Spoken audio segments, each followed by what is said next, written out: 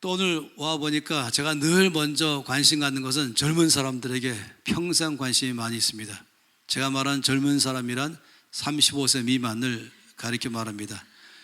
물론 더 젊은 사람은 이제 25세 미만이고 더 젊은 사람은 18세 미만이고, 제가 이제 젊은 사람의 기준을 다윗이 골리앗을 죽일 때를 기준으로 늘 삼고 있습니다. 몇 살인지 아세요? 15세. 15세만 되면은 너는 골리앗을 이길 만한 용사다라고 말하고 있죠. 저 오른쪽에 하나님으로 승부하라. 참 좋습니다. 감사합니다.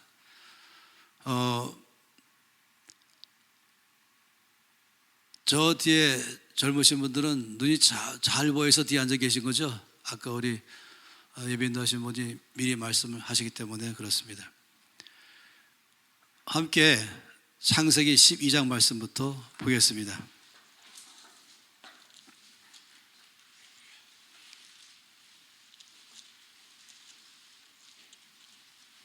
1절에서 3절까지 말씀. 창세기 12장 1절에서 3절. 이 노트까지 펴시는 분들은 아주 제 마음이 싹 들어요. 제가 속해 섬기는 교회는 오늘도 예배를 딱 마치면은 강의를 노트에서 사인 받으려고 줄을 서는데 보통은 4살부터 줄을 서기 시작합니다. 그래가지고 그 줄 서는 사람만 보통 한 50명, 60명 일단 줄 서고 나머지는 이제 하지 못하도록 그렇게 하고 있어요. 저도 평생 어릴 때부터 주일학교 처음 1학년 때부터 모든 설교를 노트하는 것이 지금까지 익숙해져 있습니다.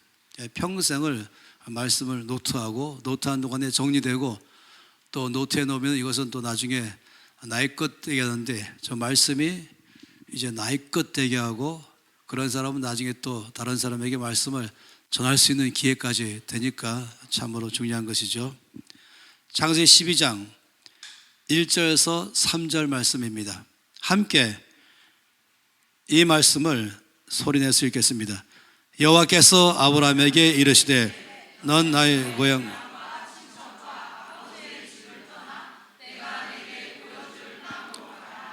내가 너로 큰 민족을 이루고 내게 복을 주어 내 이름을 창대하게 하리니 너는 복이 될지라. 너를 축복하는 자에게는 내가 복을 내리고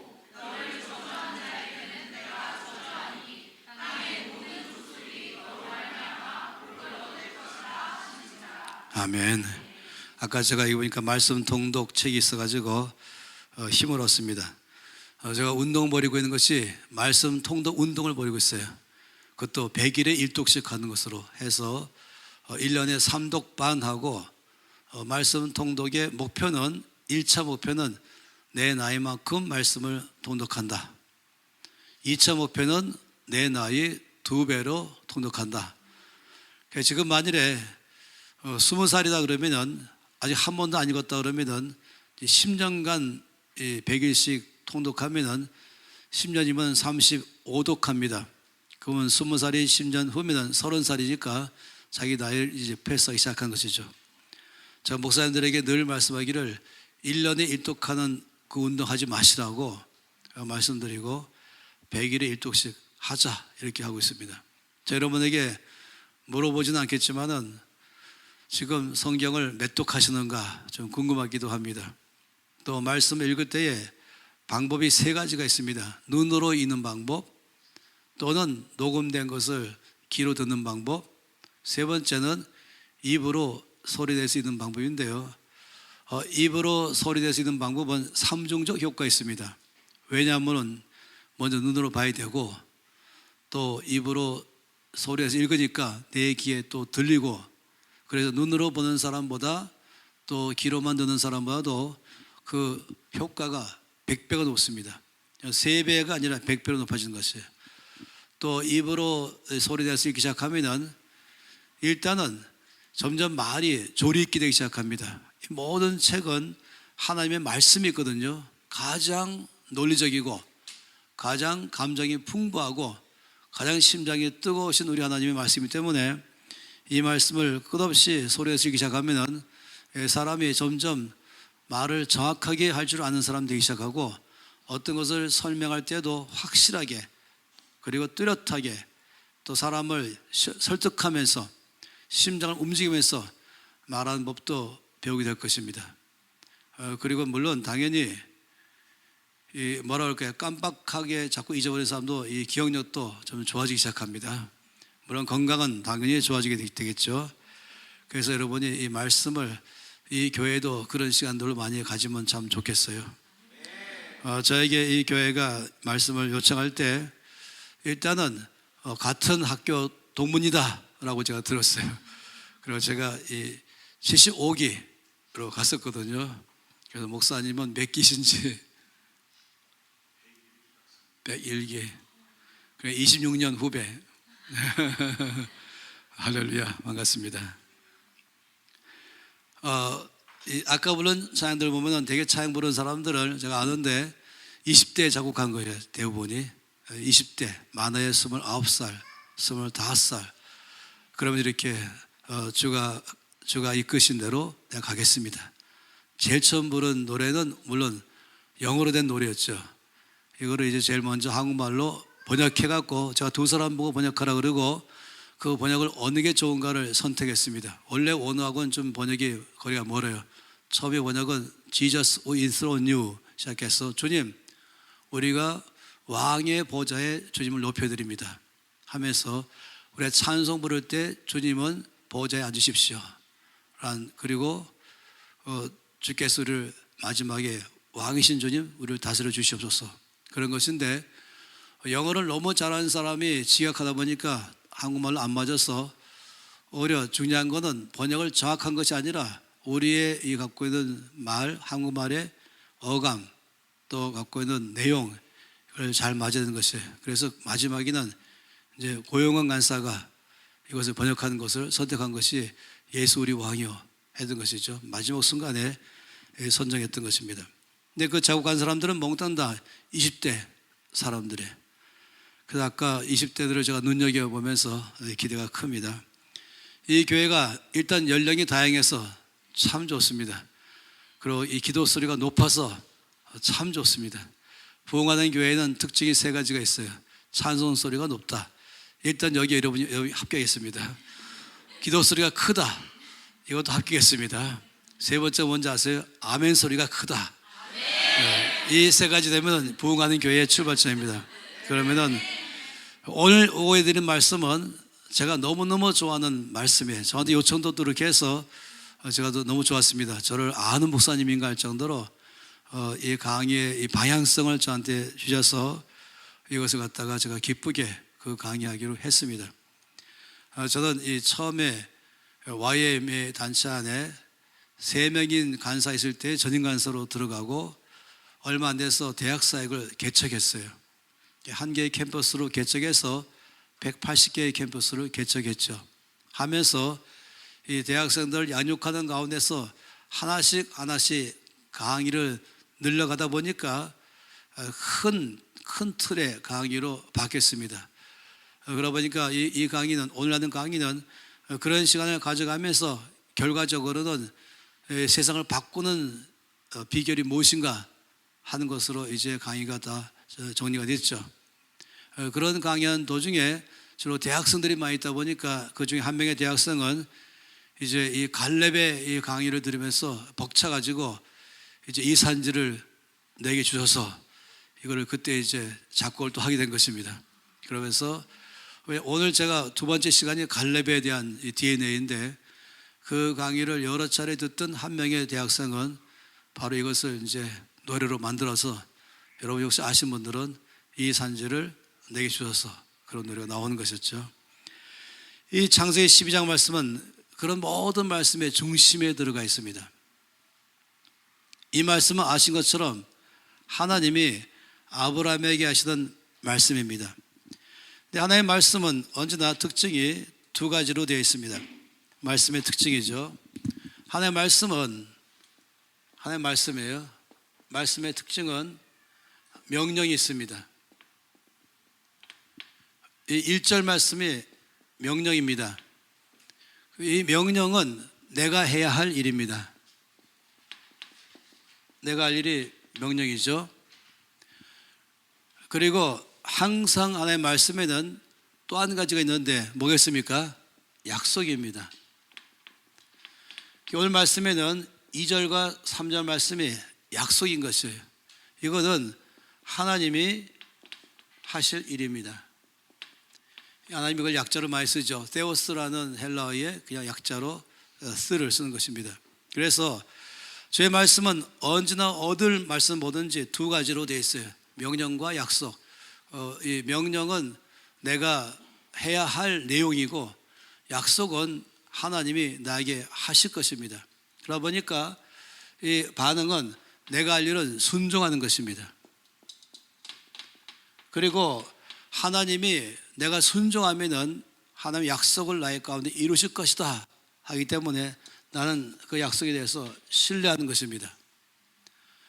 그래서 순종과 신뢰를 합치면은 이걸 믿음이라고 말한 것이죠.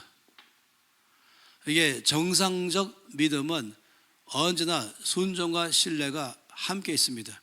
예를 들어 말하자면 순종은 없고 신뢰만 있는 믿음이 있어요. 참 곤란하죠. 순종은 없고 신뢰만 있다. 다시 말하면 나는 아무것도 안 하면서 하나님만 하시기를 바란다. 이것도 믿음이지만 이런 믿음을 뭐라고 말하냐면 광신적 믿음 이렇게 말해요. 제가 제일 싫어하는 믿음이에요. 내가 할 일은 안 하면서 하나님만 해 주시기를 바라는 믿음인 것이죠. 제가 이제 12년 전에 주께서 말씀하심으로 새로운 NCM에 늘 이제 사역하기 시작했잖아요. 그러면서 특히 이 재정 강의가 거기에 중심적인 하나가 되기 시작했죠. 왜냐하면 주께서 이 나라의 부흥의 열쇠는 재정이 있다라고 말씀하셔서 이 재정 강의가 아주 그때부터 본격적으로 했습니다. 와해만 있을 때도 늘 재정 강의 했지만 이제 훨씬 폭넓게 이 강의를 하기 시작했죠.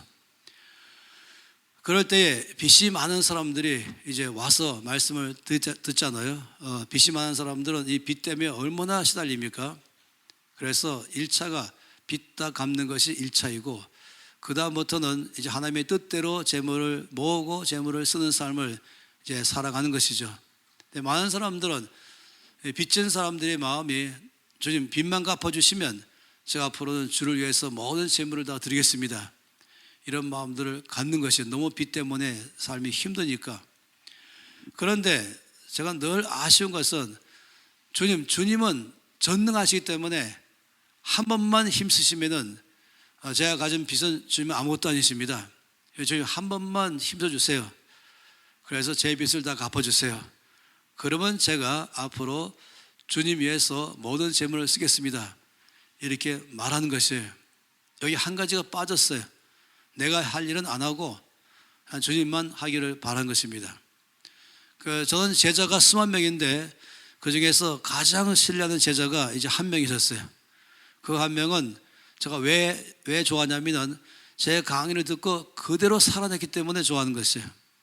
그 제자가 50억 빚졌는데 제가 말씀을 나눌 때는 믿음이란 내가 할 일은 최선을 다해서 하고 내가 할 일을 다 하면 그 다음에 하나님은 하나님의 일을 하실 것입니다.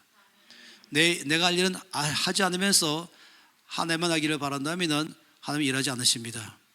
그 믿음을 광신적 믿음입니다 라고 말을 했었어요. 이 사람은 50억 빚졌는데 내가 할 최선이 뭔가 보니까 빚 갚는 것이에요. 내가 전체를 잘 보니까 지금 이 시간에는 나에게 돈 10,000원밖에 없는 것이에요. 그래서 10,000원을 봉투에 잘 넣어가지고 빚 갚으러 가겠다고 전화를 했죠. 그러니 얼마나 기뻐하겠어요. 50억의 빚이 여러 사람이 나눠서 빚진 것이에요. 그 중에서 제일 작은 빚부터 갚으라 했기 때문에 이제 6억 빚진 사람에게 먼저 간 것이죠. 그러니까 이제 그 사람은 얼마나 기쁘겠어요. 그래서 빚 갚으러 내니까 아주 좋게 식탁을 차려서 차를 내놓고 했죠. 근데 이분은 가자마자 바로 빚 갚으러 왔습니다. 그리고 봉투를 내밀었어요. 그랬더니 이 6억 빚을 이제 채무자가, 채권자가 역시 의리가 있구먼 하면서 봉투에서 돈을 꺼낼 때에 생각하기를 1억 원 갖고 왔겠지 하면서 1억짜리 수표겠지 하면서 놓고 역시 하나 꺼내는데 10,000원이 나오는 것이. 그럴 때 화가 나가지고 이것을 갖다 구겨서 얼굴에 던져버렸어요. 그리고 나를 놀려 하면서 당장 나가 그랬죠. 그게 굿뉴스였습니다. 당장 나가라는 것이. 바로 구겨진 돈을 다시 펴가지고 무릎 꿇고 주면서 제가 지금 현재는 10,000원이 저에게 전부입니다. 앞으로 또 제가 열심히 모아서 모이는 대로 드리겠습니다. 그렇지만 상대방 화가 났죠. 만하면 박치고 도망갔어요. 그러면서 이제 꾸준히 살아갔죠. 그리고 결정하기를 이 빚 다 갚을 때까지는 외식하지 않겠다. 결정하고 빚 다 갚을 때까지는 새 옷은 사 입지 않는다 라고 하는 것입니다. 어떤 사람은 50억 빚졌다 그러면은 가서 뷔페 식당 가서 15,000원짜리 사 먹는 것은 이건 아무것도 아니니까 할지 모르겠어요. 전 그 자세를 너무 좋아합니다. 그러니까 내가 할 일을 다 하면서 하나님이 하실 것을 바라는 삶인 것이죠. 이런 삶을 이제 수학적으로 어떤 공식이냐면은 이런 수학 공식이 0 곱하기 1억이라는 공식 아시죠? 0 곱하기 1억은 0입니다. 1 곱하기 1억은 놀랍게도 그건 1억인 것이에요. 여기서 1억이라는 것은 하나님이 하실 것입니다. 근데 0과 1은 나의 일인 것이에요. 이건 이 사람은 아무것도 안 하면서 하나님만 하기를 바라는 이런 삶인 것입니다. 근데 이것은 놀랍죠. 내가 최선을 다해서, 이건 일이란 것은 최소 일이 아니라 내가 할 수 있는 최선을 다하면 주님이 역사하신 것입니다. 제가 자주 예를 드는 게 있는데 2명의 농부가 있어요. 둘 다 크리스찬이에요. 이 2명의 농부가 봄이 돼서 이제 밭에 씨를 뿌릴 때가 됐습니다. A 농부는 아침 일찍 바깥에 가서 앉았습니다. 그리고 큰 소리로 주 앞에 찬양하며 기도했습니다. 전능하신 하나님을 찬양합니다. 창조주 하나님을 찬양합니다. 능치 못하심 없는 하나님을 찬양합니다. 하나님, 저는 여기에 제가 아무것도 일하지 않는다 할지라도 주님은 이 땅에 어마어마하게 많은 열매를 맺게 할 줄로 믿습니다 라고 했어요. B 농부는 봄이 되었습니다. 맨손으로 가지 않고 창고에 잘 보관했던 곡괭이나 농기를 가져가서 딱딱한 땅을 가로 엎었습니다. 그러면서 혹시 그 안에 또 돌이 있으면 제거시키고 또 나무뿌리 있으면 또 제거하면서 일단 그 땅이 열매를 많이 맺을 만한 좋은 땅으로 먼저 만들었어요. 그러면서 또 골을 팠죠. 이 과정이 좀 쉽지 않은 과정이에요. 시간이 걸리죠. 그리고 그 다음에는 다 끝났을 때는 또 창고에 잘 보관해 두었던 곡식종자 씨를 가지고 가서 뿌렸습니다. 그리고 흙을 덮었죠. 그리고 이제 기도했습니다. 지금 제가 할 일은 다 했습니다. 이제 이 씨앗이 땅에서 썩어서 죽고 새 생명이 나와서 많은 열매를 맺게 해주시옵소서. 햇볕을 주시고 비를 주시옵소서. 기도했습니다. 그 다음에도 아침 일찍 또 나갔어요. 왜냐하면 혹시라도 잡초가 나오지 않을까. 그럼 잡초를 빨리 뽑아내가지고 양분이 부산되지 않도록 했죠. 행여라도 또 들짐승이 와서 그 감춘 이 씨앗을 파먹지 않을까. 그렇다면 다시 또 흙을 덮어주고 이렇게 하면서 곡식을 거둘 때까지 쉬지 않고 밭에 나와서 돌보고 일했습니다. 결과 아시죠? 결과는 A 농부의 밭에는 아무런 열매를 맺지 않습니다. 거기에 잡초만 무성합니다. 그리고 B 농부의 밭에는 정말로 나는 씨앗 하나를 심었을 뿐인데 거기서부터 많은 열매가 나오게 하는 것이죠. 최소한 30배, 60배, 100배 아니겠습니까? 그 씨앗 하나가 들어가서 어마어마하게 역사하잖아요. 이 A 농부 굉장한 믿음 있는 사람처럼 보입니다. B 농부 보고 넌 너의 힘만 믿냐? 나처럼 주만 믿어야지. 전능하신 주님 믿어야지. 그는 창조주 전능하신 분이야. 능치 못할 힘이 없어. 너는 하나님 못 믿냐? 왜 네 힘으로 일하냐? 하면서 마치 B 농부는 자기 힘으로 일하는 사람처럼, 믿음 없는 사람처럼 보이는 것입니다. 그리고 A 농부는 대단한 믿음의 사람처럼 보입니다. 그런데 결과는 A 농부의 밭에 아무것도 일어나지 않는 것이에요. 이것이 바로 무엇입니까?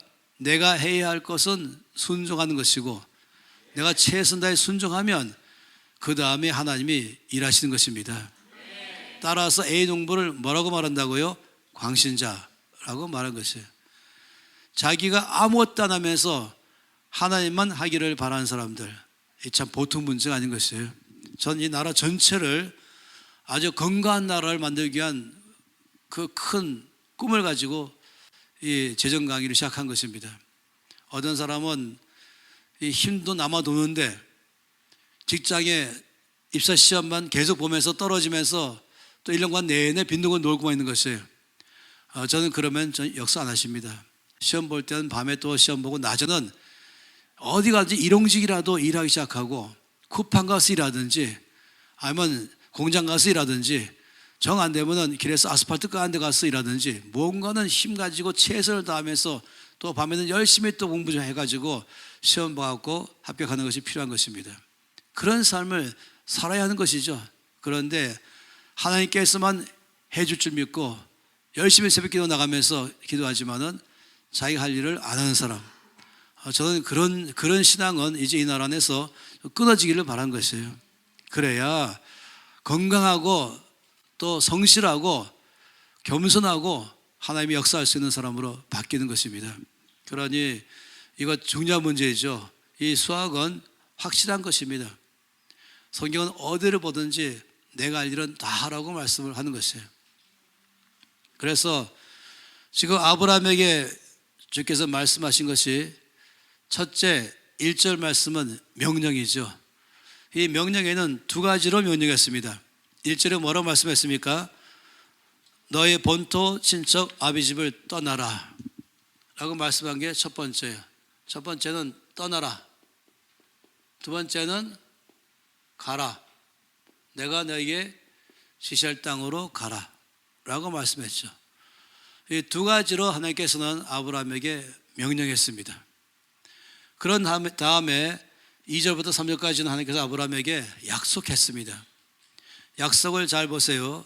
2절 3절 말씀 보면은 주님은 아브라함에게 몇 가지를 약속했을까를 볼 수 있습니다. 2절 말씀이 뭐라고 했습니까? 내가 너로 큰 민족을 이룰 것이다.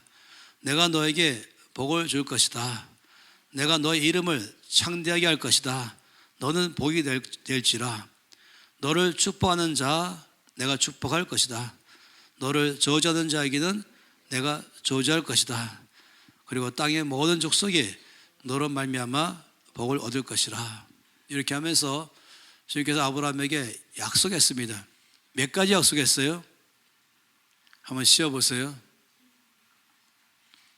6가지 또는 경우에 따라서 7가지로 나눠지죠. 그런데 제가 일부러 여기 지금 이 도표를 그리고 있어요. 하나님께서 아브라함에게 약속한 것은 모두 2가지다 하는 것이에요. 설명을 더 할 것이에요. 약속이 2가지 크게 있어요. 제가 이거 왜 말씀하냐면은 하나님의 말씀을 잘 보면은 하나님의 성품을 알 수 있습니다. 여러분, 대자연 속에 꽃을 봐도 나무를 봐도 뭘 봐도 몽땅 좋아합니다. 꽃이 들쑥날쑥 삐쭉삐쭉 색깔도 엉망 아니죠. 최고의 디자이너, 최고의 하나님한테 모든 것을 몽땅 다 보석 관계가 있어요. 색깔도 밸런스가 있고 모양도 밸런스가 있고 구조도 밸런스가 있어요. 이게 하나님이시죠. 음악도 하나님께서 주신 음악은 늘 거기에 화음이 있는 것이죠. 전체가 다 하나님의 지으신 것 중에 이 못났다, 못생겼다, 또는 균형이 깨져 있다, 색깔 감각이 엉망이다, 디자인 감각이 엉망이다 하는 걸 여러분 발견할 수 있으면 저한테 말해주세요. 그건 몽땅 다 사람이 만든 것만 나올 것입니다. 하나님 만드신 것 하늘, 땅, 무엇을 보든지, 물고기를 보든지 동물 보든지 식물 보든지 새를 보든지 온 전체, 사람은 최고의 걸작품이지만은 어느 하나 항상 하모니와 밸런스가 있는 것입니다. 그러니 이 책은 바로 그 하나님의 말씀인 것이에요. 이 말씀을 보다 보면은 하나님이 보이고, 이 말씀 속에서 하나님의 사고 구조가 보이고, 하나님의 관점이 보이고, 하나님의 마음이 보이고, 하나님의 말씀하시는 말투가 보이고 하는 것이, 하나님의 말씀은 몽땅 다 균형이 있습니다. 예를 들어 말한다면 시편 119편은 가장 긴 장이에요. 근데 몇 절로 되어 있을까 한다면 제일 쉬운 방법이 있어요. 히브리어로 알파벳이 22개입니다. 우리나라 모든 24개를 알파벳으로 말하죠. 우리나라는 뭐 기역, 니은, 디귿, 가나다 하는 것처럼 히브리 알파벳이 22개인데 8절씩 한 묶음씩 묶어서 첫 번째 1절에 8절까지 해서 히브리 알파벳 첫 글자, 두 번째 다시 묶어서 두 번째 22개를 8절을 한 묶음으로 묶고 첫 단어가 히브리 알파벳 다음 단어씩 이어져 가는 것이에요. 그러니 이것이 당연히 176절이죠. 이렇게 안 외워도 하나님이 얼마나 질서 있게 말씀을 기록했는가 하는 것을 말씀을 잘 보다 보면 재미가 있어요. 그래서 저는 말씀을 구조를 찾아내서 이 말씀 구조를 그리는 게 저희 갖고는 취미 중에 아주 취미입니다. 그래서 최근에 말씀을 창세부터 계시록까지 구조를 다 만들어서 차트북을 해가지고 인쇄까지 해서 출판해 버렸습니다. 그 창세기 이 구조를 딱 보고 있으면 창세기를 다 할 수 있도록. 근데 보다 보면 얼마나 조짐은 논리적이고 조화가 있고 질서가 있고, 이 건물 구조나 아니면 이 건물 말고 사람이 만드니까 그냥 꽃의 구조, 나무 구조, 동물과 식물과 몽땅 다 볼 때마다 항상 거기 너무 아름다워요. 말씀이 더 아름다운 것입니다. 그래서 제가 지금 말씀드린 것은 주님의 말씀의 주 요소가 두 요소다 했어요. 명령과 약속. 뭐든지 그래요. 예를 들어서 누가복음 5장 말씀에서 주님이 베드로에게 깊은 곳에 가서 그물을 내려 고기를 잡으라. 이 말씀을 그냥 보고 있으면은 명령 하나처럼 보입니다. 깊은 곳에 가서 그물을 내려서 고기를 잡으라. 여기까지 말씀했지만 여기에 뭐가 포함되어 있습니까? 약속이 포함되어 있는 것이에요. 그 베드로 할 일은 무엇입니까? 깊은 곳에 가는 것입니다. 그물을 내리는 것입니다. 그런 다음에 주께서 그 그물에다가 고기를 몰아 넣겠다는 것이에요. 그러면 잡으라. 그 약속인 거죠. 명령은 깊은 곳에 가서 그물을 내리라. 그러면 약속은 내가 거기에 고기를 줄 것이다. 그러니까 베드로 말하기를, 주님, 제가 밤새도록 해봤습니다. 근데 한 마리도 못 잡았습니다. 보통은 그래서 제 경험을 말씀드리는데 안 될 것입니다. 제 생각 말씀드릴게요. 안 될 것이에요. 저는 이미 이 바다와 배와 그물과 여기에 전문가인 어부입니다. 어부인 전문가 제가 제 경험을 통해 말씀드릴게요. 이미 어젯밤에 깊은데 얕은데 제 모든 기술과 경험과 실력과 힘을 다 동원해서 고기잡이를 했지만 한 마리도 못 잡았습니다. 내 생각을 말씀드립니다. 안 될 것입니다. 그렇게 할 수 있어요. 많은 사람은 자기의 경험과 생각 따라서 살지요.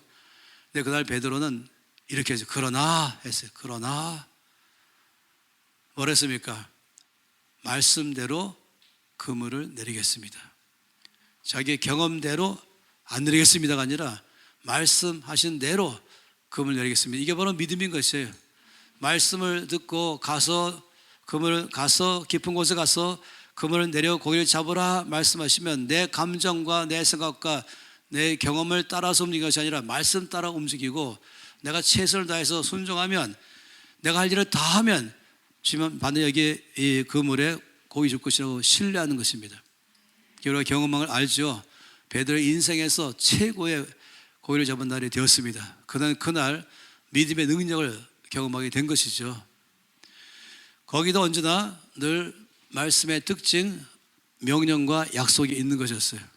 그래서 명령은 두 가지, 떠나라 그리고 가라 라고 말씀했죠. 떠나는 것은 구체적으로 말씀했어요. 본토 친척 아버지 집. 근데 가는 것은 절대로 구체적이 아니었습니다. 내가 너에게 지시한 땅이 아니라 내가 너에게 지시할 땅으로 가라. 그러면은 한 발자국씩 가야 됩니다. 이 말씀의 특징을 시편 119편 105절에 뭐라고 말했습니까? 주의 말씀은 내 발의 등이요 내 길의 빛입니다. 내 길의 빛, 그러면 빛은 방향을 말해주는 것이에요. 저기다. 그 등은 뭘 말합니까? 내 발을 비춰서 한 걸음씩 이끌어가는 것입니다. 이 말씀은 멀리 비치고 가까이 비치는 것입니다. 그러니까 내가 지시할 땅은 멀린 것이에요. 그 다음에는 한 발자국 내디디면 그러면 등불이 한 발자국 또 보여주죠. 그러면 등불 따라 한 발자국 내디디면 또 한 발을 보여주는 것입니다. 이 말씀은 방향도 제시하는 기능이 있고 또 말씀은 순종해서 말씀 들고 그 보여주는 대로 한 발을 내디디면 또 다음 발을 디딜 것을 보여주는 것입니다. 그래서 내 발에는 등불이고 내 길에는 빛의 역할이 말씀의 성격 이중성인 것입니다. 그러니 내가 너에게 지시할 땅으로 가는 것, 그리고 내가 너에게 지금 구체적으로 본토 집을 떠나는 것, 이 말씀에 갖고 있는 두 역할을 하는 것입니다. 자, 그러면 아브라함에게 약속하신 말씀이 내용상 6, 7가지인데 왜 2가지인가? 두 가지라고 이제 정의를 좀 내리고 싶어요. 누가 한 사람 이걸 좀 지워주세요. 고맙습니다. 왜 2가지인지 이 아래에 고정할 수 있는데 움직이지 않게. 오늘 우리 목사님 덕분에 아주 수고를 두 사람이 하고 밑에 고정할 수 있는데, 그죠? 움직이지 않게. 네. 이거 맞나? 이건 아닌데. 제가 이 만 1살 때, 그러니까 만으로 1살 돌 때, 충청도, 제가 충주가 고향인데 충청도 전체 우량아 선물대회가 있었어요. 그래서 저희 어머니 우량아를 나가려면 모유를 먹어야 되고 또 키나 몸무게가 일정하게 돼야만 그 교육 안에 갈 수 있거든요. 그래서 저희 어머니가 저를 그 대회에 저를 내보냈어요. 1등을 했어요. 근데 그 바람에 그 당시에 전쟁이 끝난 지 아주 나라가 어수선할 그 당시에 소아마비 바이러스가 막 돌았었어요. 그래서 소아마비에 걸렸어요. 그때 그나마 감사한 것은 2발로 서 있고 걸어가니 감사한 것인데, 그래서 뛰어야 될 그 나이에 한 번도 못 뛰어보고 평생 그때부터 지금까지 소아마비 때문에 있다 보니까 이제 불편하게 좀 살아오고 있습니다. 그 바람에 우리 집의 막내 아들이 유명한 배구 선수, 바로 그의 형은 유명한 육상 선수가 됐습니다. 대신해서 우리 지금 몽땅 뛰어떨어보다 상 받고 있어요. 저도 원래 아주 선천적으로 아주 강건한 사람인데 한 가지가 이제 걷는 것이 장애가 있죠. 하나님은 저를 처음부터 환도뼈를 부러뜨려 가지고 절대 교만하지 못하도록 만들어 버렸습니다. 이 도표 안에서 보면 하나님께서 여기 지금 이 말씀 3절까지 보면은 여기에 땅에 모든 족속이 있습니다. 참 놀랍죠? 이런 말씀을 잘 보면은 창세기 10장과 11장과 12장을 보면은 여기에 이제 이 11장에는 바벨탑 사건이 나옵니다. 그런데 10장에는 노아의 세 아들들이 어떻게 사방으로 가 있는가를 말하면서 할 때마다 족속별로 갔다 하면서 최초의 70족속을 말하고 있습니다. 이것이 바로 노아의 아들들의 흩어진 것을 다 설명했죠. 그 다음에 아브라함을 이제 부르신 것입니다. 이 창세기 말씀에 이것도 아까 말씀한 것처럼 말씀보다 보면은 어떤 사람은 이 뭔가는 숫자가 잘못됐고 내용이 잘못됐고 순서가 바뀌었고 뭐 별 얘기를 다 하면서 말씀을 기록하는 과정에서부터 오류를 범했다, 이런 식으로 강의를 너무 많이 하고 있어요. 이 장신대수 말입니다. 광나루에서. 그래서 믿음 다 떨어뜨리는 것이에요. 우리 이 신학대학원에서 이야기가 뭐가 있냐면은 늘 항상 나온 얘기가 입학할 때는 목사로 입학하고 2학년 올라갈 때는 장로가 됐다가 3학년 때는 집사가 됐다가 졸업할 때는 사찰로 졸업한다. 이런 식으로. 이 무슨 말인지 아세요? 믿음 다 떨어뜨리는 것이에요. 아주 참 제가 너무 모교지만은 너무 마음이 상할 때가 많이 있어요. 이 성경 말씀에 대해서도 자꾸 뭔가 오류와 실수가 있다고 자꾸 말하니까 문제가 큰 것입니다. 하나님 말씀이기 때문에 오류가 없습니다. 성령으로 기록한 말씀인 것이에요. 그래서 이 말씀 잘 보시면 시간적으로 안 맞아요. 왜냐하면 바벨탑 사건은 뭘 말합니까? 여기서 언어가 나온 것입니다. 그 전까지 언어가 하나였습니다. 그런데 언어로 나눈 것에서 족속이 나옵니다. 근데 먼저 10장에 족속이 나오고 있어요. 그러니까 언어가 있다는 것이죠. 그다음에 11장 가서요, 언어 나눈 걸 말하고 있습니다. 그리고 12장에서 아브라함 불렀습니다. 왜 이 순서가 바뀌어서 이렇게 됐을까? 실제 일어난 사건과는 다르게 왜 이렇게 기록했을까? 하나님의 마음이 항상 여기 있습니다. 땅의 모든 족속에게 마음이 다가 있습니다.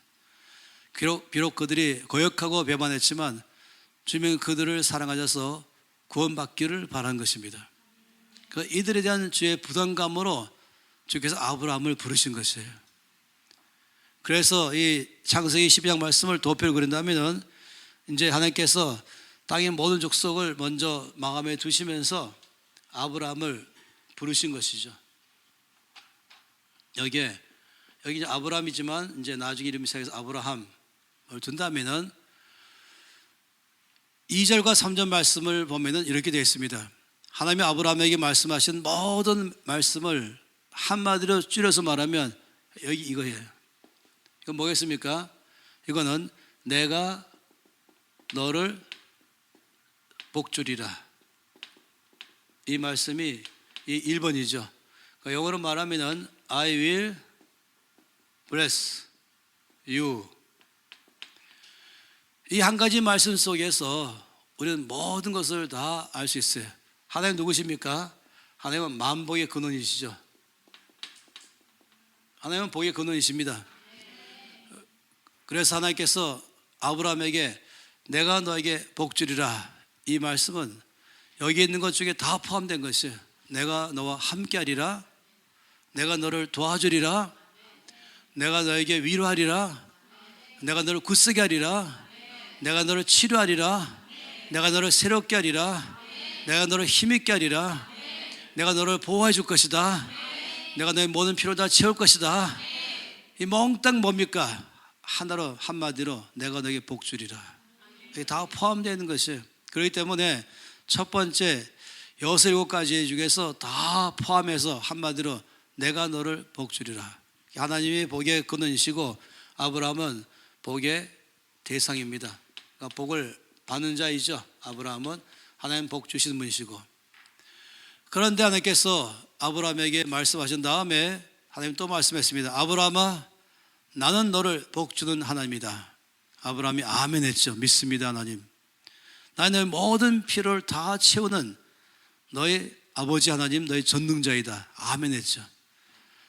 그런데 하나님께서 아브라함에게 또 말씀하기를, 그런데 아브라함아, 나는 너만 축복하는 하나님이 아니다. 난 너희 가정만 복 주는 하나님이 아니다. 난 너희 민족만 복 주는 것이 아니다. 나는 땅의 모든 족속을 복을 주는 하나님이다. 나는 너를 사랑하지만 난 동시에 모든 족속도 사랑한다. 아브라함, 너는 이것을 알기를 바란다. 제가 지금 오늘 중요한 말씀하고 있어요. 하나님 아브라함에게 하나님께서 나에게만 복 주는 삶에서 하나님 마음이 어디까지 가 있는지, 아까 봤던 10장, 11장, 12장 말씀 보았지 않습니까? 하나님 마음은 온 족속에 가 있는 것이에요. 그래서 하나님 마음은 여기 있는 것이죠. 여기. 그래서 하나님께서 여기다가 다시 또 I will bless, 그다음에 the nations, 이렇게 하면은 the nations, 그럼 모든 족속입니다. I will bless the nations. 만일에 이렇게 해서 끝났다면 아브라함에게 주시는 복은 한 가지입니다. 아브라함에게 한 가지 땅의 모든 족속에게 한 가지, 따로따로인 것이에요. 그런데 오늘 말씀 보니까 아브라함에게 약속을 두 가지 했습니다. 하나는 내가 너를 복주리라. 두 번째가 뭐냐면은 아브라함아, 나는 땅의 모든 족속을 사랑하고 네가 복받는 것처럼 그들도 다 복받기를 바라고, 네가 치료받는 것처럼 나는 그들도 치료받기를 바라고, 내가 너 보는 피로 채우는 것처럼 난 그들의 피로도 채우기를 원한다. 그런데 아브라함아, 내가 어떻게 그들을 축복하냐면은, 여기 지금 제가 일부러 마침표를 안 찍었어요. 뭔지 아십니까? 여기 through you 마침표인 것이에요. 중요한 단어가 여기 through you라고 하는 것입니다. 너를 통해서. 그래서 이것이 아니라 여기 2번이 아니라 여기 2번입니다. 여기에 하나님이 땅의 온 족속을 축복하는데 아브라함을 먼저 부르시고 아브라함을 복 주시고 그리고 아브라함을 복의 근원 삼으신 것입니다. 네가 복이 될지라, 이 말이 이전 번역은 네가 복의 근원이 될지라, 똑같은 것이 여기에 지금 아브라함을 복의 근원 삼으셨습니다. 네가 복이 될지라, you will be a blessing. 네가 바로 복이다, 이 말이죠. 그래서 여기 뭐겠습니까? 복의 대상이죠. 이 칠판은 이렇게 해서 완성이 됩니다. 하나님께서 아브라함에게 주시는 약속은 두 가지다. 하나는 아브라함을 복 주시고, 두 번째는 아브라함을 복의 근원 삼으시고. 하나님의 마음을 이 도표에서 다 보는 것이, 하나님의 마음은 어디 있습니까? 둘 다 있는 것이 아브라함에게도 있고 땅의 모든 족속에도 있는 것입니다. 하나님의 마음은 모두를 복 주시는데, 하나님은 온 열방이 복받기를 바라는데, 하나님 방법은 놀랍게도 직접 복 주지 아니하시고 늘 먼저 주께로부터 복을 받게 하시고 주를 믿게 하시고 믿는 자가 되게 하시고 그 다음에 복을 주게 하는 것입니다. 어떤 사람은 자꾸만 기복신앙을 말할지 모르지만 기복신앙은 전혀 다른 차원이에요. 기복신앙은 2번이 없을 때 말한 것입니다. 번영신학도 2번 없을 때 말한 것입니다. 저는 그렇게 말한 신학자들을 너무너무 마음이 아파요. 이 재정 강의를 많이 하잖아요. 사람들은 이 NCM이 재정 강의를 하면서 자꾸 기복신앙과 번영신학을 말한다고 어떤 학자들이 말할 때마다 제가 아주 속이 상해. 나한테 와서 말 안 하면서 말입니다. 말씀을 잘 들어본다면 그게 아니거든요. 여러분 잘 생각해 보세요. 지금 창세기 12장 말씀 1절에서 3절을 제 마음대로 해석했는가, 아니면 지금 저 강사가 주님 말씀하신 것을 알기 쉽게 지금 풀어서 설명해 주고 있구나, 둘 중에 하나를 여러분 잘 분별해야 됩니다. 제 평생의 사명은, 제 의견은 1%도 없는 것이에요. 하나님의 말씀만 그대로 알아듣기 쉽게 잘 전하고 살아내게 하는 것이 제 사명입니다. 이제까지 그렇게 살아왔습니다. 이 말씀에 12장의 2절 3절 말씀은 하나님께서 아브라함, 내가 너를 복 줄 것이며 그리고 땅의 모든 족속에 너로 말미암아 복을 얻을 것이다. 그러고 너는 복이 될지라. 이 어마어마한 것입니다. 이 말씀을 제가 아주 오래전에 아침에 경건 시간에 묵상하다가 이 말씀 묵상한 적이 있습니다. 그리고 제가 이 말씀 묵상하면서, 전 말씀 묵상을 늘 노트해요, 지금까지. 그날 이걸 기록하면서 제가 속으로, 야, 아브라함 참 복도 많다, 속으로 말했어요. 제 마음이 어떤 마음이겠습니까? 부럽다, 이거죠. 아브라함 참 부럽다. 왜 부럽냐면 두 개의 복을 받았으니까. 하나님께로부터 복도 받았지만은 온 땅을 아브라함 통해서 축복하셔서 그를 복의 근원 삼으신 것, 너무너무 부러운 것이었죠. 그래서 제가 속으로 아브라함, 입으로 얘기 안 했어요. 참 복도 많다. 바로 그 시간에 성령께서 저에게 말씀했어요. 이 약속의 말씀은 아브라함에게만 한 것이 아니라 홍성은 너에게도 한 것이다. 제가 어떻게 반응해야 돼요? 아멘. 제가 아멘 안 했어요. 주님 증거를 대세요. 그랬죠. 이게 홍성건 이름이 없는데 어떻게 제 것입니까? 제가 주관적으로 내 것이다 이렇게 하면 안 되잖아요. 확실하게 말씀에 근거해서 내 것이라 그래야 되지. 잘못하면은 지금 저 위에 구름 저기 떠 있구나 했는데 5분 후 되면은 구름이 어디 가는지 모르잖아요. 움직이는 것이 아니라 확실하게 있는 것. 늘 저는 말씀 볼 때마다 늘 확실한 것만 붙잡는 것이죠. 그래서 제가 죄송하지만 이 약속의 말씀이 아브라함만 아니라 저에게도 했다는 사실을 증거를 대주세요. 제가 지금 12장 말씀 보니까 아브라함 외에는 도대체 이름이 없습니다. 그렇게 제가 말씀을 드렸어요. 그렇게 드리자마자 바로 저에게 갈라디아서 3장을 펴라 라고 말씀했어요. 그래서 제가 바로 폈죠. 여러분 궁금하시면 펴보세요. 하나님이 그날 홍성원에게 뭐라고 말씀을 이 증거를 갈라디아서를 통해 됐을까? 갈라디아서 3장을 저보고 펴라 라고 말씀했어요. 그래서 저 3장을 펴자마자 밑줄 거는 게 먼저 보였어요. 그 당시에 제 성경책에는 7절에 밑줄을 그니까 당연히 눈에 딱 들어오죠. 7절. 7절이 무엇입니까? 그런즉 믿음으로 말미암은 자들은 아브라함의 자손인 줄 알지어다. 제가 알았죠 이미. 주님 이건 제가 이미 알고 있어요. 저는 코리안이지만은 전 유대인은 아니지만은 로마서 말씀하니까 육체로 난 자가 아브라함의 자손이 아니요 믿음으로 난 자가 아브라함의 자손이다. 이걸 제가 알기 때문에 주님 이미 이건 제가 알고 있습니다. 그랬더니 주께서 아니 내가 지금 말하고 싶은 것은 9절이다 했습니다. 9절 말씀을 딱 봤죠. 읽겠습니다. 그러므로 믿음으로 말미암은 자는 믿음이 있는 아브라함과 함께 복을 받느니라. 제가 어디에 눈에 딱 갔겠어요? 함께 아브라함만 아니라 아브라함과 함께 복을 받느니라. 누가 이게? 믿음으로 말미암은 자. 제가 9절 말씀 읽고 난 다음에 큰 소리로 아멘 했습니다. 주님 제가 의심하지 않습니다. 이 도표는 아브라함에게만 해당하는 것이 아니라 바로 저 홍성건에게도 이것은 저의 것인 줄 믿습니다. 아주 명확하게 여기서 그러므로 믿음으로 말미암은 자, 저를 가리켜 말하거든요. 그는 믿음이 있는 아브라함과 함께 복을 받느니라. 제가 아멘 했더니 또 주님께서 바로 말씀하기를 중요한 문서는 사인을 2번 한다 라고 말씀했어요. 그러면서 29절을 보라 이렇게 했어요. 그래서 제가 그날 놀라운 시간 가졌죠. 29절 말씀을 폈습니다. 읽겠습니다.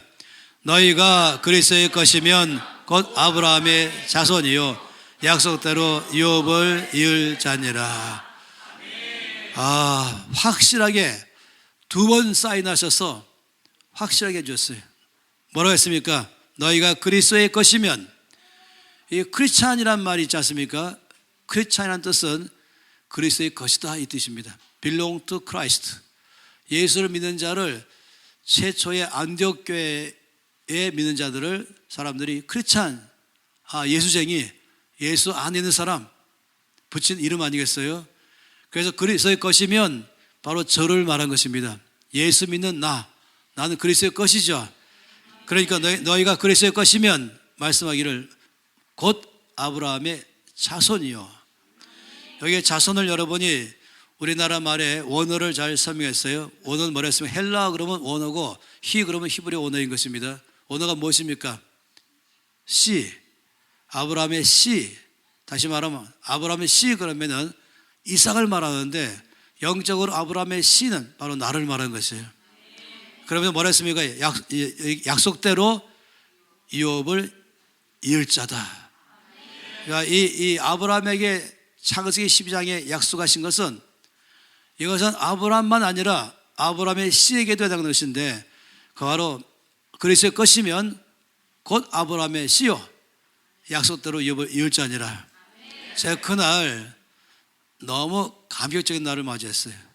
이 도표를 제가 마음으로 그랬었거든요. 그리고 이 도표 안에 제 마음에 다 보이는 게 있어요.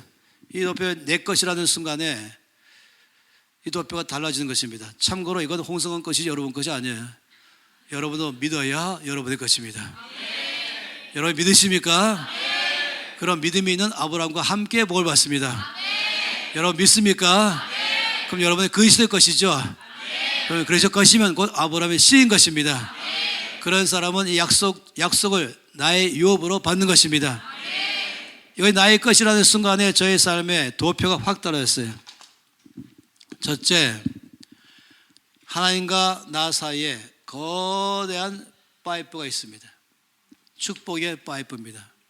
하나님이 저에게 거대한 파이프를 저에게 묻어주신 것이 연기라는 것이죠. 다 흘러가는 것이에요.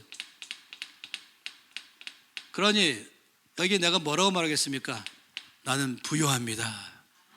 나는 풍성합니다. 난 모든 것 다 갖고 있습니다. 마치 신용카드를 부여받은 사람 똑같은 것입니다. 우리가 이 땅에서 여러 은행의 신용카드를 갖고 있지만 이것은 지금 하나님의 은행에서 하나님이 저에게 하늘 은행에서 발행한 신용카드, 은행장 하나님이 신용카드 주시면서 어떻게 하십니까? 원할 때마다 써라. 한도액은 없다 하신 것이 맞는 말이죠. 말씀인 줄 믿죠.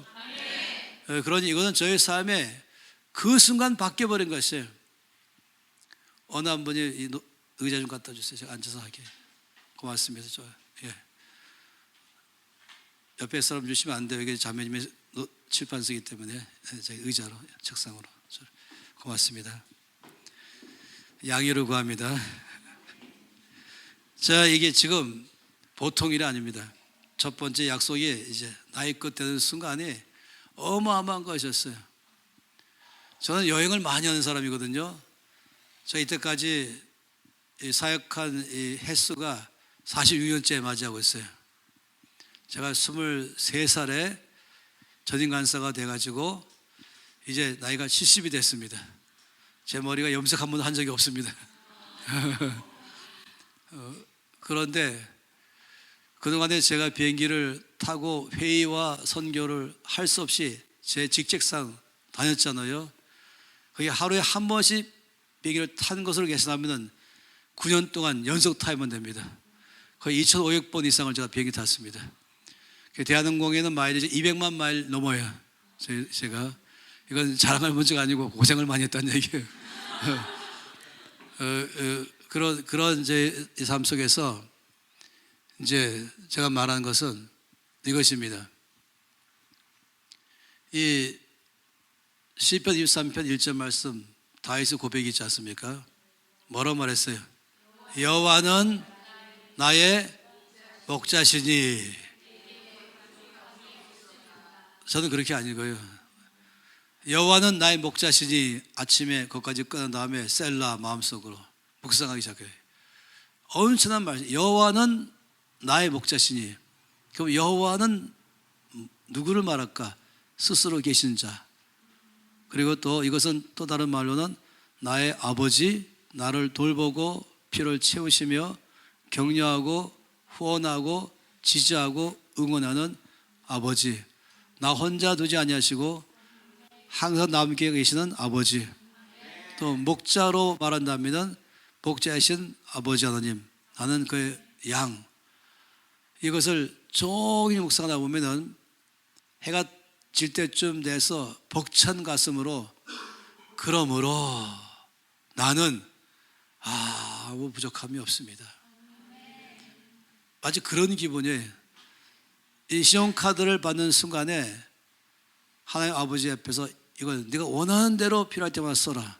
제가 여행을 말씀드린 이유는 여행을 하다 보면은 제일 좋은 여행은 현금 갖고 다니는 것이 아니라 카드가 필요한 것이. 전 처음에는 이 신용카드를 발급 못 받아서 갔다 올 때마다 한국 돈 갖고 공항에서 제가 예를 들어서 이제 터키 간다면 터키 돈으로 아니 달러로 바꾸고 먼저 달러를 가지고 터키 도착해서 또 터키 현지로 바꾸고 돌아올 때는 또 터키 돈과 한국 못 바꾸는 거 아시죠?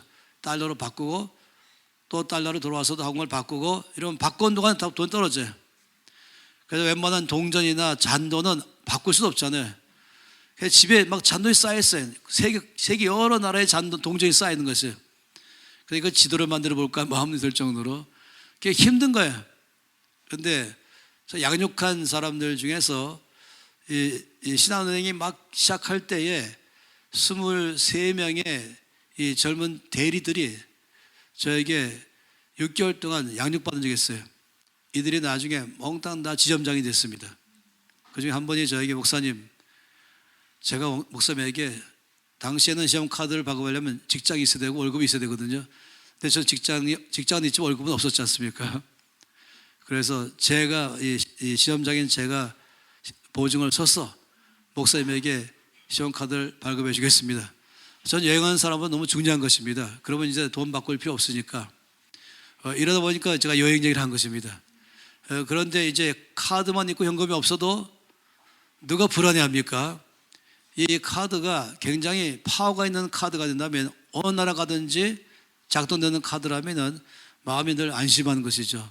똑같은 기분인 것이, 이 첫 번째가, 이 첫 번째의 약속이 나의 것이다.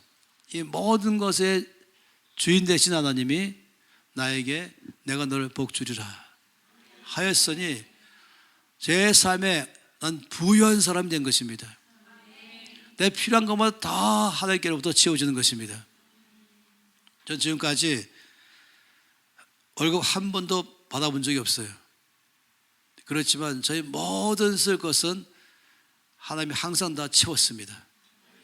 물론 평생 저는 돈 1원도 빚져본 적이 없습니다. 여기까지 살아온 것이죠. 그런데 저에게 두 번째 약속도 내 거라고 말씀한 것이에요.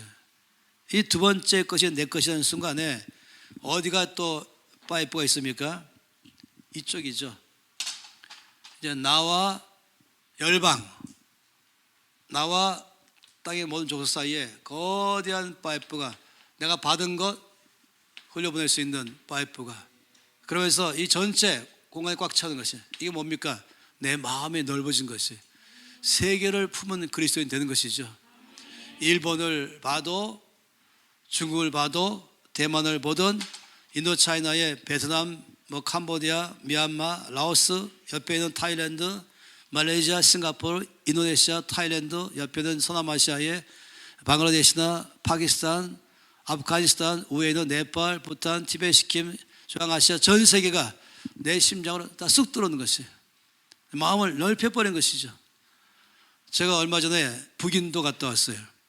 근데 가기 전부터 제가 알았어요. 제가 북인도에 가서 한 100여 명의 북인도 목회자들하고 3박 4일 동안에 말씀을 나눌 것인데, 거기 참석한 모든 사람들은 나 때문에 복 받게 될 것이다. 제가 가기 전부터 믿었어요. 또 얼마 전에는 이 방콕, 태국 방콕에서 중국에 있는 사역자들을 88명을 불러내서 또 3박 4일 가질 때 가기 전부터 이들이 나 때문에 복 받을 줄은 믿었어요. 제가 조금 있으면 이제 영국 가고, 조금 있으면 또 아프리카의 중부에 잠비아 가고, 또 조금 있으면 남미에 페루 가고, 그 다음에는 그 파라과이를 갈 것인데, 예를 들어 말한다면 제가 이미 그들에 대해서 아는 게, 나 때문에 그때 참석하는 사람들은 다 복받게 될 것이다. 제가 오늘 여기 오기 전부터 아는 것은, 오늘 여기 모인 모든 사람들은 나 때문에 복받게 될 것이다. 여러분, 제가 이렇게 미리 알 수 있는 근거가 무엇입니까? 그건 제가 목사이기 때문입니까? 아니면 실력이 있는 사람이기 때문인 것입니까? 아니면 필이 오기 때문에 그런 것입니까?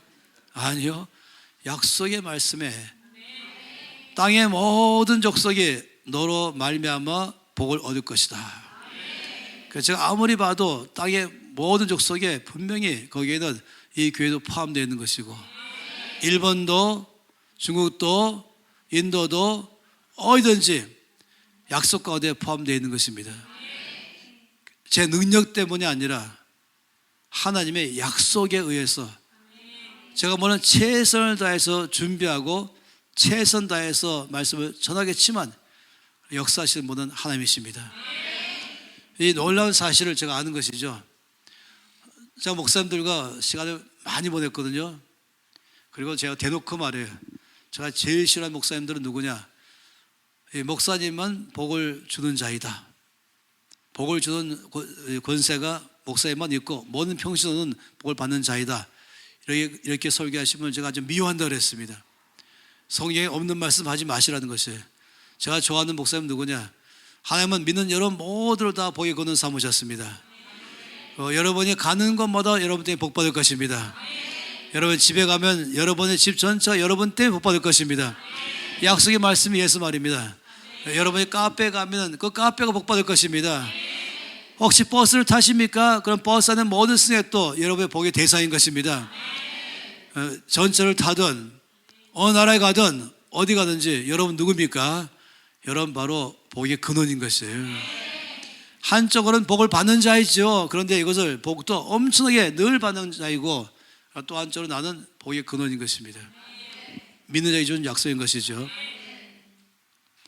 이 사실을 목사님이 온 교회 성도에게 알게 하신다면 그 교회는 어마어마한 파워가 나오는 교회 되는 것이에요.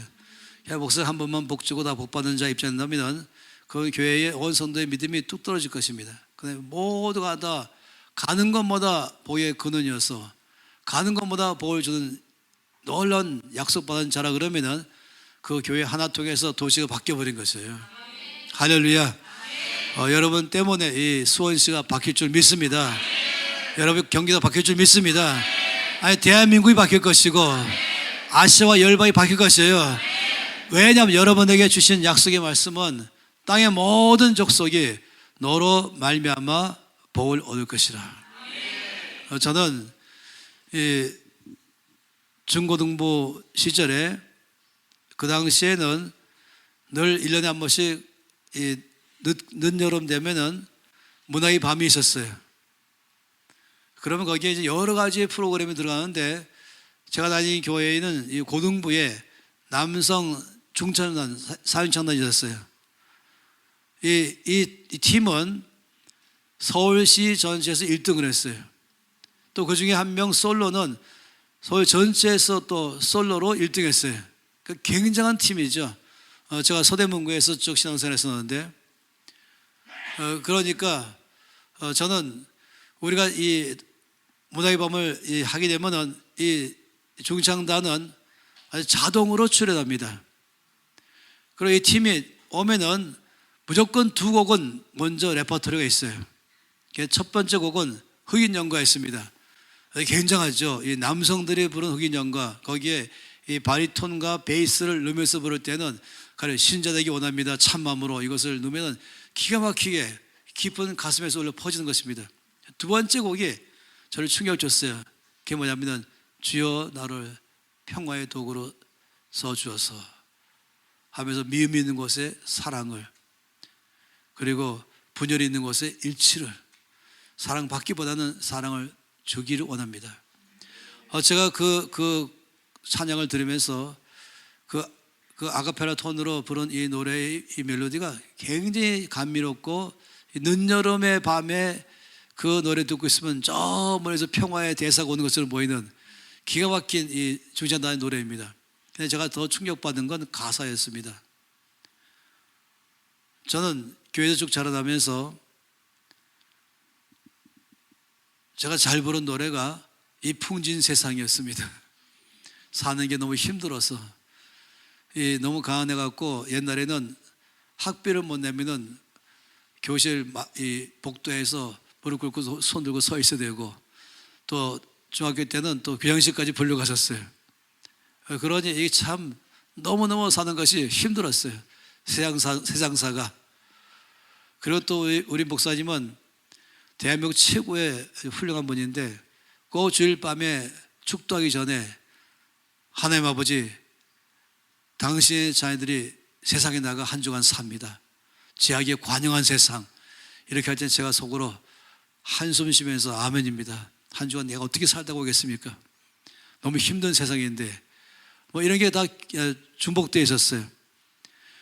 거기다가 제가 제일 좋아하는 게 주기도문이었어요. 하늘에 계신 우리 아버지, 아버지 이름이 거룩히 여김을 받으시오며, 두 번째가 아버지 나라가 임하옵시고 아버지의 뜻이 하늘에서 이룬 것처럼 땅에서도 이루어지이다. 이 두 번째를 너무 좋아했어요. 왜냐하면 아버지, 빨리 아버지 나라가 임하세요. 그럼 이제 1차로 들어가 있습니다. 이 풍진 세상에서 너무 힘들어요. 이 중학생이 말입니다. 빨리 이 아버지 나라가 임하면 1차로 들어갈게요. 아버지 뜻이 이루어지는 순간에 제가 1차로 들어가 있습니다. 이런 마음으로 그 고백을 좋아하셨어요.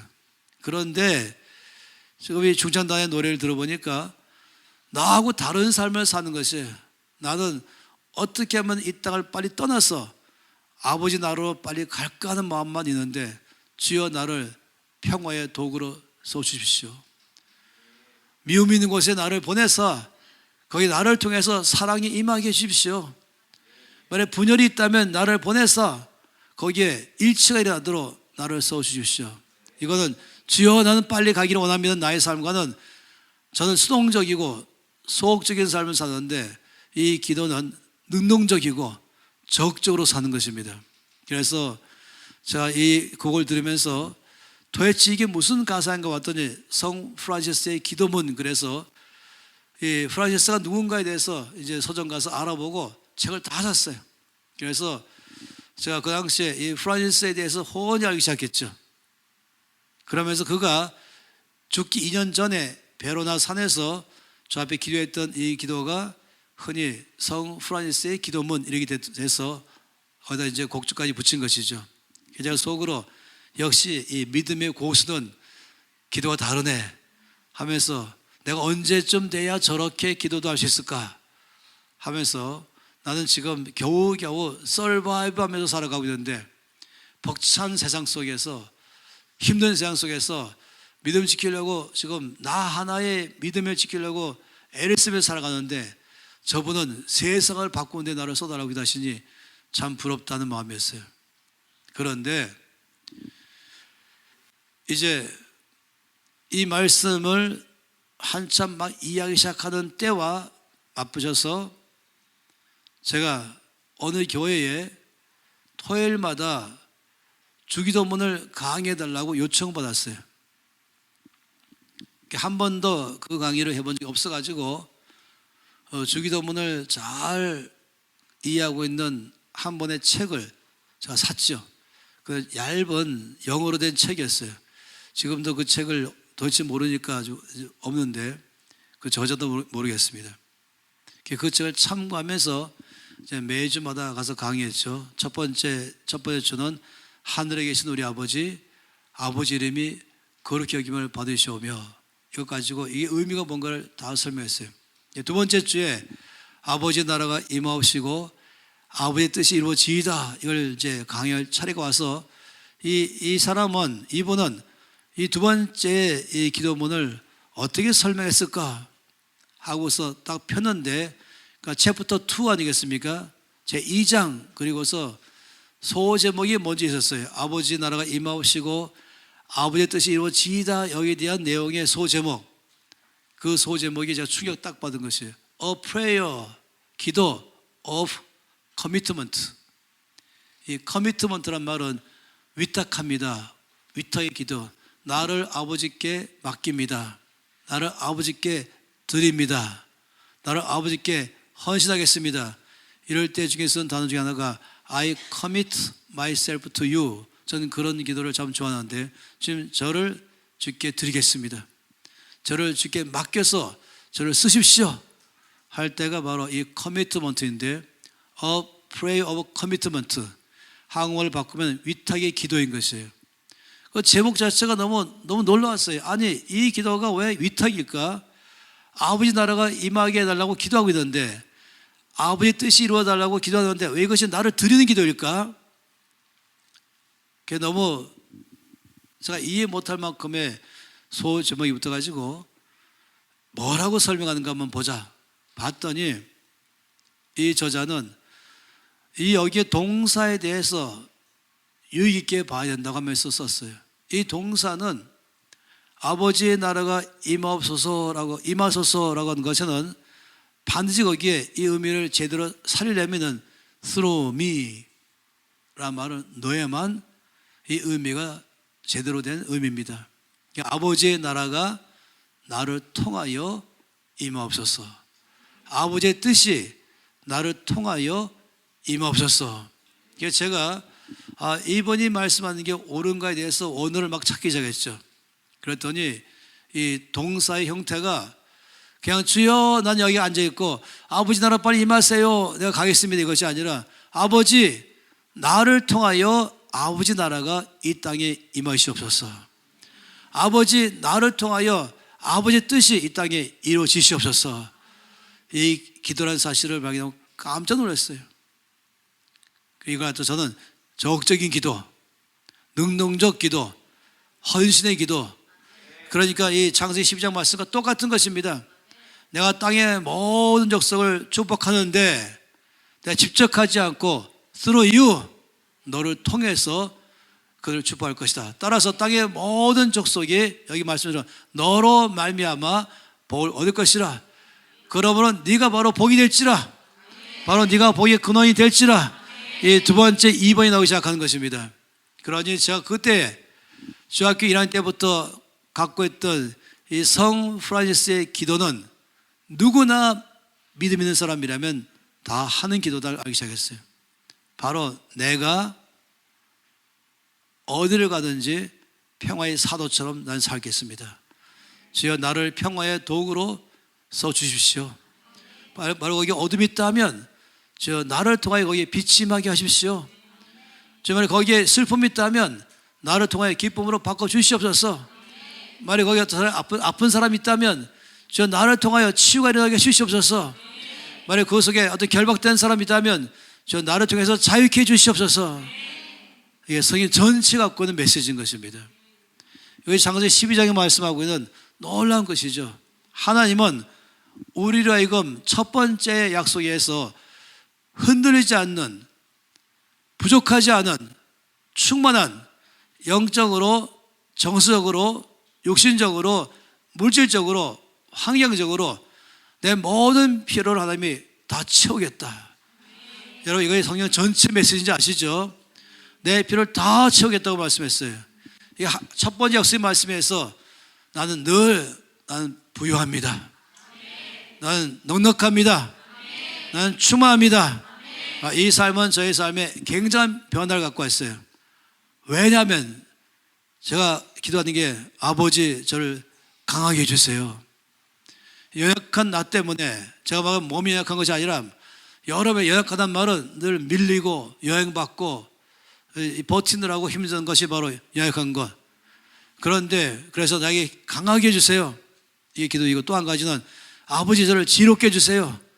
미련한 나를 지롭게 해주세요. 이게 제가 갖고 있는 두 가지 기도였었습니다. 저를 강하게 해주세요. 저를 지롭게 해주세요. 그런데 그날 이 첫 번째 약속이 나의 것이라고 확신하는 순간에 그 기도 끝나버렸습니다. 왜냐하면 더 이상 나를 지롭게 해주세요가 아니라 아버지 나를 지롭게 하시니 감사합니다. 아버지 나를 강하게 하시니 감사합니다. 바뀌어버린 것이에요. 이제 뭘 주소서라는 기도를 안 하고 주셔서 감사합니다. 나를 강건케 하시니 감사합니다. 그래도 그 바람에 이제 한 가지 말듯 했던 한 단어를 이해됐어요. 바울이 고린도서 12장에서 말하기를 약할 그때가 곧 강함이라. 이게 무슨 말씀일까? 왜 약할 그때가 곧 강함이라. 이 말씀을 이해하는 순간에 다 알게 됐습니다. 이 전기를 통해서 우리의 삶에 유익하게 하는 게 두 개의 물체가 있어요. 정반대 성격이에요. 하나는 구리선입니다. 구리선은 전선을 즉시로 들어오게 만들어서 불을 밝히는 데 쓰는 선이죠. 근데 정반대의 선은 니크롬선입니다. 니크롬선은 전기가 통과하고자 할 때 못 가라고 막아서는 게 니크롬선입니다. 그래서 전기는 이 스위치까지 되다가 거기다 연결하면 즉시로 거기까지 와 있던 전력이 스위치를 켜는 순간 있다 연결되면 바로 불이 들어오는 것이, 이게 바로 구리선의 특징입니다. 그런데 니크롬선은 전기는 통과하려고 그러고 니크롬선은 저지하니까 그 사이에서 열이 막 나는 것이에요. 이걸로 히터를 쓰는 것이에요. 이걸로 요즘에 이 전기 식사하는 대로 쓰고 있죠. 그래서 거기에 이제 전기가 통하면서 이 니크롬선이 전기를 막아서니까 막 열이 나갖고 그래서 따뜻하게 데워주거나 음식하도록 하거나 이 선을 쓰는 것입니다. 다시 말하면 내 안에 내 능력으로, 내 힘으로, 내 지혜로 뭘 해보겠다 그러면은 하는 능력이 못 지나가는 것이에요. 제 능력은 통과하고 싶은데 내 힘과 내 방법으로 다 막고 서 있는 것이에요. 그런데 주여 나는 아무것도 아닙니다. 난 전적 주만 의지합니다 하는 것은 마치 구리선 같아가지고 하나님이 그걸 통과하기 시작한 것입니다. 이 모세의 생애가 참 놀라워요. 자, 이 칠판이 이렇게 되어 있으니까 보통 괜찮습니다. 한번 해볼게요. 한번 먼저 하고 나서 세워주세요. 모세는 몇 살까지 살았습니까? 모세는 몇 살까지? 120살. 모세의 생애가 40세와 80세와 120세, 여기에 세 부분으로 모세 생애가 나눠져 있습니다. 모세는 아신 것처럼 하나님의 놀라운 섭리로 이집트의 왕자가 됐습니다. 나면서 이제 석 달쯤에 100일째 그 이집트의 왕자로 들어가면서 세계 최고의 학문을 배웠습니다. 당시에 이집트의 문명과 바로 붙어있는 메소포타미아 문명, 양쪽 문명에 있는 학문들을 다 설립했습니다. 그의 나이가 40살 됐을 때는 모든 것을 다 갖춘 사람이 되었습니다. 그래서 자원했죠. 나를 써주십시오. 전 준비 다 됐습니다. 사도행전 7장 말씀 보면 스데반이 성령으로 말하기를 모세는 말과 행사가 능통했던 사람이다. 이것이 그의 40년의 첫 생애를 통해서 그는 모든 학문을 다 익히고 또 전쟁에도 능한 용사가 됐습니다. 그런데 주께서 모세를 쓰지 않겠다 하셨어요. 왜냐하면 내가 배운 것, 내 학문, 내 지식, 나의 힘, 나의 경험, 나의 똑똑함, 나의 능력을 통해서 뭘 해보겠다. 난 I am ready to serve you. 난 준비됐습니다 하니까 주님 넌 못 쓰겠다. 그래서 그가 미디안 광야 가서 40년을 살았죠. 여기서 목자로 살았습니다. 아무도 인정하지 않는 삶을 그 40년 살면서 그의 모든 갖고 있는 힘이 다 빠져나가기 시작했습니다. 그의 학력 자랑할 데가 없고 그의 경력 자랑할 데가 없고 그 힘 자랑할 데가 없고 그는 그냥 살면서 그냥 몸만 쓰니까 쓸모없는 나 자신을 발견했습니다. 40년 좀 지나면 때가 빠져도 한참 다 빠질 때가 된 것이에요. 하나님께 80세 됐을 때 그를 부르셨죠. 어디서 부른지 아세요? 이 떨기나무 가운데서 불렀어요. 떨기나무는 사막에서 나무가 자란다 한다면 뻔한 겁니다. 겨우겨우 살아가는 나무. 크지도 않아요. 굵지도 않아요. 아니 가느다라고 서바이벌하는 나무예요. 여러분 이 사막에 비가 안 오고 땅도 염도가 많이기 때문에 양분도 없고 그런 데서 나무가 자란다? 자체가 놀라운 일이에요. 겨우겨우 사는 나무가 바로 떨기나무입니다. 그러니 모세가 평소에 양떼를 데리고 왔다 갔다 할 때마다 듬성듬성 있는 떨기나무 올 때마다 뭘 생각했겠어요? 네 신세나 내 신세나 똑같다. 이걸 모두 아이덴티파이라 그러죠. 떨기나무에다가 나를 이제 비유하는 것이에요. 옛날에는 우라무찬 레바논의 백향목처럼 굉장한 줄 알았더니 지금은 아무 쓸모없는 떨기나무나 나나 똑같구나. 그런데 그 떨기나무에 불이 붙은 것이에요. 그런데 나무는 안 타고 있는 것이에요. 이상한 장면을 보고 놀라서 가까이 다가갔더니 갑자기 그 떨기나무 사이에서 하나님이 모세야 불렀죠. 거기서 사명을 줬습니다. 이 불붙는 떨기나무 가운데서 모세에게 사명을 줬습니다. 저 고난받는 온 이스라엘 백성들을 내가 아브라함과 이삭과 야곱에게 약속한 대로 이제 약속의 땅으로 데려갈 것인데 네가 그 일을 다 행하라. 내가 너한테 맡기겠다. 모세가 어떻게 반응했어요? 주님 참 사람 잘 골랐습니다. 저 이 나라에서 80년 살아왔습니다. 이렇게 말했습니까? 주님 저 아닙니다. 저 그런 사람 못 돼요. 이 40년 동안 지나면서 그는 자기가 얼마나 무력한지를 철저히 알았던 것이에요. 그래서 주님께서 모세를 설득시키기 위해서 너 손에 뭐가 있냐? 지팡이가 있습니다. 이 목자 지팡이 있잖아요. 그걸 땅으로 던져라. 던진 순간에 뱀으로 바뀐 것이에요. 모세가 피할 정도로 다시 집어라. 집었더니 다시 막대기로 박힌 것이에요. 지팡이로. 너 손을 가슴에 넣어라. 넣었다가 꺼내는 순간 전체가 문둥병 걸린 것이죠. 다시 넣어라. 넣었더니 꺼냈더니 정상으로 돌아왔어요. 이 두 가지를 왜 보여줬습니까? 능력은 너한테 있는 게 아니라 능력은 나한테 있다. 내가 힘이 있어서 일하는 게 아니라 내가 능력으로 일할 것이다. 이쯤 하면은 여러분 같으면 이제 아멘 하면서 나갈 텐데 그쪽에게 또 말하기를 주여 내가 아닙니다. 난 말을 할 줄 모르고 이술도 뻣뻣합니다. 할 수 있으면 할 만한 사람을 보내세요. 얼마나 자신감이 없으면은 이렇게 놀랍게 다 보여줘도 그는 도저히 자신감이 없는 것이었어요. 결국은 그는 이제 순복하고 아주 굉장한 사람이 되었죠. 여기에 제가 말하고 싶은 것은 D.L. 무디가 이 모세의 생애를 3등분해서 말해줬어요. 전 너무나 이 무디의 말에 아주 적극적으로 감동합니다. 저는 무디 말을 참 좋아합니다.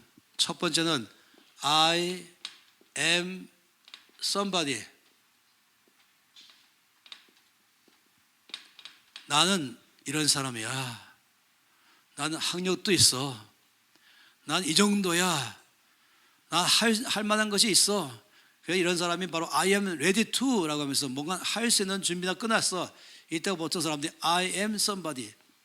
근데 두 번째 시기하면서 뭐가 있습니까? I am nobody. 나 아무것도 아닙니다. 제가 한동안 주여 나는 부족하오니 하다가 더 이상 그 말을 쓰지 않게 됐어요. 부족하단 말은 조금 있단 말 아니겠어요? 저 철저하게 주 앞에 부딪히면서 주여 나는 아무것도 아닙니다. 아무것도 아닙니다. 제가 공부한 것, 제가 아는 것, 제 능력 이거 아무것도 아닙니다. I am nobody. 하나님 그때 쓰시는 거예요. 바로 구리선 같이 난 아무것도 아닙니다 그럴 때 능력이 통과하는 것이지, 니크롬선처럼 나는 학력도 있고 난 지식도 있고 힘도 있고 뭐도 있고 하면서 늘 자랑하는 사람, 하나님 그런 사람 쓰는 건 너무 불편하십니다. 세 번째 삼식이 뭐였습니까? 하나님은 나는 아무것도 아닙니다 하는 사람을 통해서 모든 것을 하신다. 이게 세 번째인 것입니다. 할렐루야. 이게 놀라운 하나님이 쓰신 원칙이죠. 하나님은 난 아무것도 아닙니다 하는 사람을 들어서 큰일 행하시는 분이십니다. 능력은 하나님께 속한 것입니다. 그러니 철저하게 I am nobody 라고 말할 때까지 주님은 끝없이 우리를 실패로 몰아가십니다. 우리를 실패로 몰아가는 이유는 나를 쓰고 싶어져서, 이 교만을 깨뜨리고 싶어서, 자기 것을 자꾸만 뭔가 있다고 생각하는 걸 다 깨뜨리기 위해서, 나 자신이 깨어져서 주 앞에 순복할수록 항복할수록 주님은 더 쓰기가 편하십니다. 그러니 우리 말씀 가운데서 말한 것이 주여 나는 아무것도 아닙니다.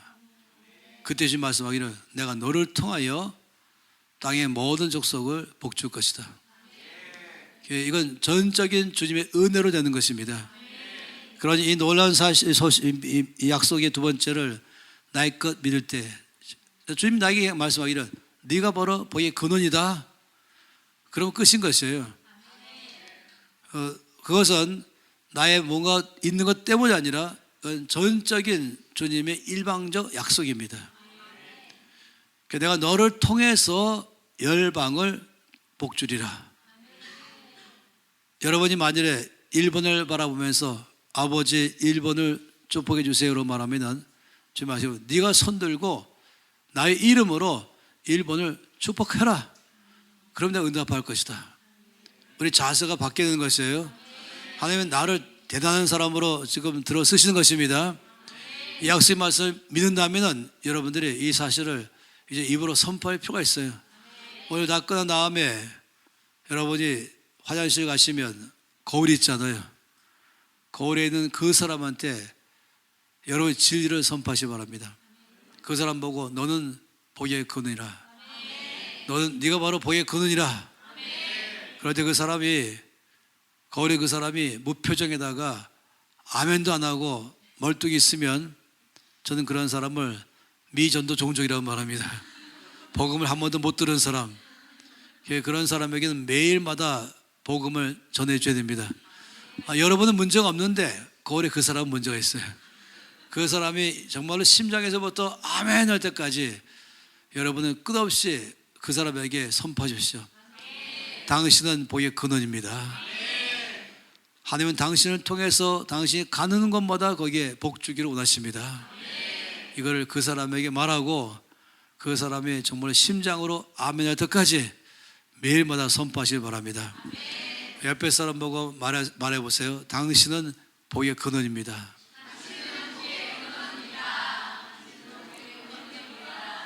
자, 이제는 또 말할 때는 옆에 사람 보고 나는 복의 근원입니다. 또 옆에 사람에게, 여러분 지금 제가 여러분에게 전한 모든 것이 100% 주의 말씀인 걸 아시죠? 제 말씀의 뜻이 이거라는 것입니다. 그러니 여러분 오늘부터 이 놀라운 것을 아는 순간에 여러분의 삶을 묵상하고 또 대책임질하면서 이 도표를 마음에 그려가면서 하나님 나에게 하신 약속이 얼마나 놀라운지, 여러분은 그냥 늘 기가 푹 죽어서 사는 그런 사람이 아닌 것이에요. 나라는 사람은 돈이 있다 없다로 평가하는 게 아닌 것입니다. 한역도 아니고 애모도 아닌 것이에요. 약속의 말씀, 가장 진실된 주의 말씀에 의한다면 내가 바로 복을 받은 자이고 또 나는 내가 바로 복을 주는 자이다.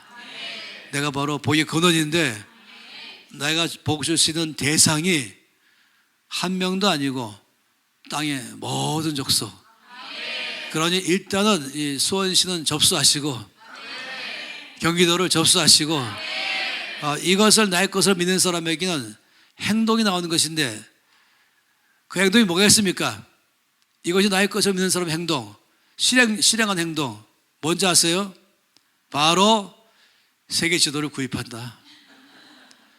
그리고 내 집에 거실에 붙여놓는다.